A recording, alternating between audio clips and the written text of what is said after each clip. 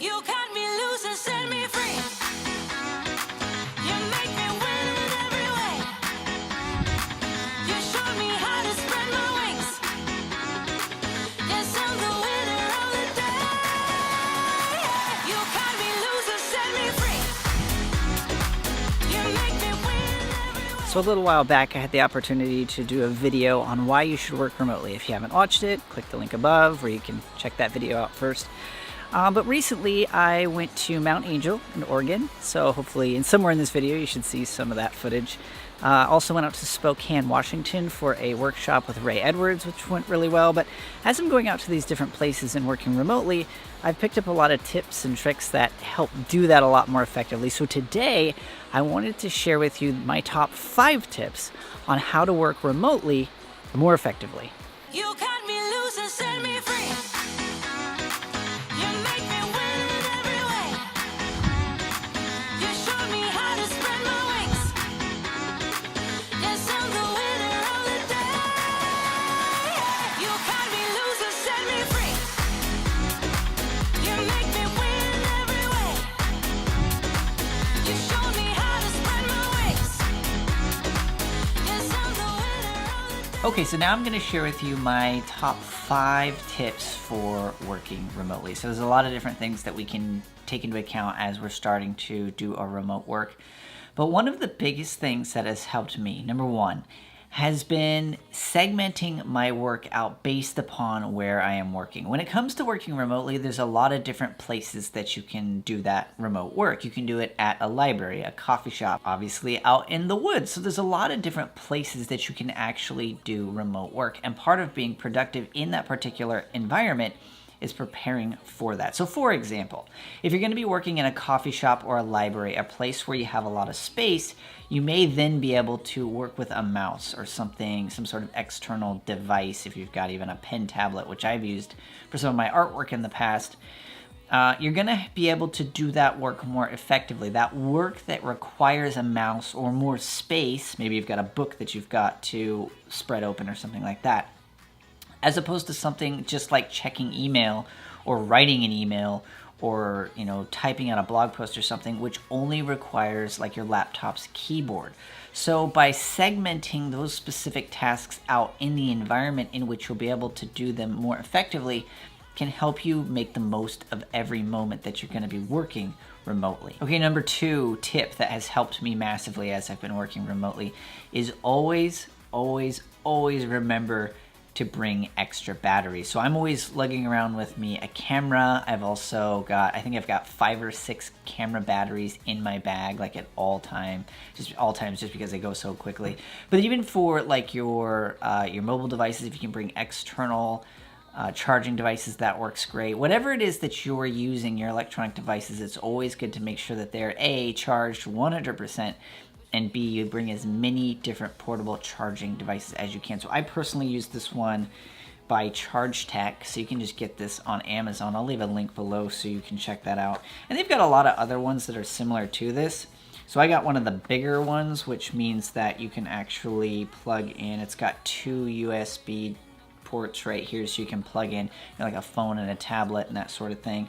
And then it also has a regular, I don't even know what kind of plug you call that, but just a regular plug, so that you're also able, and I'll zoom in and see if I can actually get it to focus on that. Not really working, but essentially what you're able to do with this is you're able to plug in, like I said, a tablet and a phone, and you can also plug in your laptop. So they make more powerful ones than this Charge Tech one, but the nice thing is that it won't necessarily, while you're working, it won't like charge your battery. It's not quite powerful enough in my experience. So what I will do is I'll typically get down to like 50 or 60%, and then I'll plug it into my laptop into this thing, and then for the life of this battery, it runs it all the way down, and usually it keeps you at that percentage point. So your battery life on your laptop will not go down. It'll just maintain pretty consistent until you plow through this battery, then it starts going and digging into your laptop battery again. So it's a great way to extend the life of your battery if you're working in a place where you can't necessarily plug it in. So kind of to recap that point, always make sure that you bring extra batteries and as much backup as you can when it comes to battery power to ensure that you can work the longest amount of time possible. And tip number 3 is to make sure that you always bring with you some sort of portable hard drive. Now, this isn't necessarily so that you can store your work on it, it's more so that you can back up what you're working on. If you use an external backups software or service like Backblaze or something like that, those are great, but you can't always work in a way that enables you to use that much data as you are working. So a nice way to ensure that you always have the extra peace of mind is when you get back to your hotel room in the evening, or when you're not necessarily working. What I recommend is to plug in that external hard drive and copy everything over to that external hard drive that you are working on to ensure that you don't lose anything. There's always that possibility that your hard drive might die, and it's a little nerve-wracking, especially if you're going to be gone for like multiple weeks or like a week or an extended period of time. You're always relying upon all of the data that you have stored on that laptop, on that device. So should you lose it, or should something go wrong, or should a drive die, you lose everything. But if you have an external hard drive that you're tossing your most essential work onto, once every day or once every couple of days, you're heightening the likelihood that you're going to have a copy of that should something go wrong.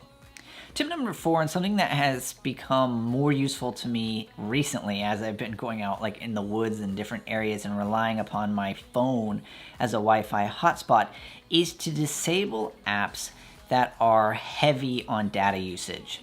So I use Dropbox to sync some of my immediate files that I'm working on. And then, like I mentioned previously, I use a service called Backblaze, which backs up my entire computer and all the external hard drives attached to it.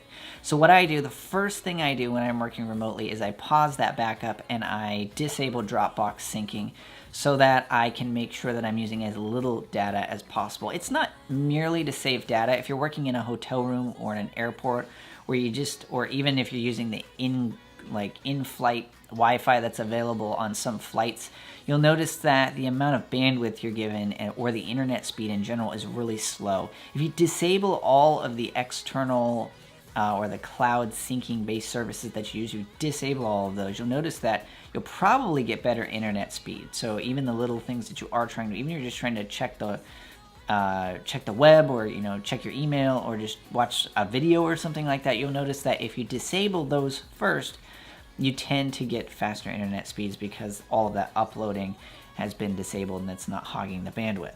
Now on top of that, like I mentioned, if you're using a mobile plan, if you're using your phone as I do pretty often, if you're uploading really big files via Dropbox, or you're backing up your entire computer and you've got a ton of files on that computer and you're using Backblaze, that's going to eat up a lot of data. So it's a good idea to do that anyways if you're using some sort of mobile data plan for your internet. Tip number 5 is to make sure that you pack any and all necessary adapters and cables. I cannot tell you the amount of time every single time I travel, it seems like there's always an adapter I'm missing. Case in point, I was just out in Spokane with a workshop doing a workshop with Ray Edwards, and I packed almost every cable I could think of.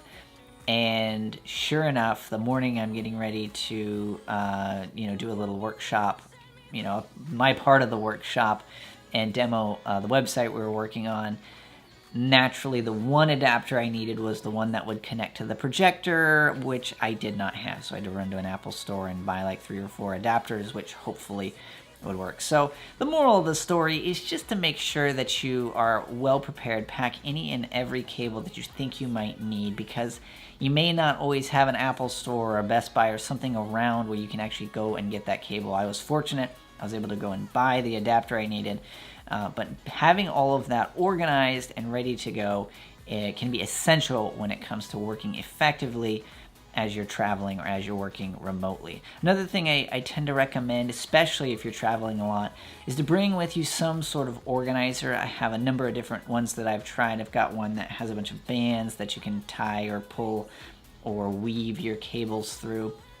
But even just some sort of bag or a specific place in your suitcase or in your briefcase or in your backpack or wherever it is, just make sure that you have those things easily accessible and organized so that you always know what you have and what you don't have prior to traveling. Okay, so hopefully you found that useful. I'll probably share some more tips in the future. I'll probably do a part 2 to this video as I'm doing more traveling. Traveling season for me is coming up. But let me know what you do. What are some of the tips and tricks that you have used that make traveling or working remotely more effective for you? Scroll on down, leave me a comment. I'd love to hear from you. As always, hit that like button if you found this useful. Subscribe if you're not already. And I look forward to seeing you in the next video. You cut me loose and set me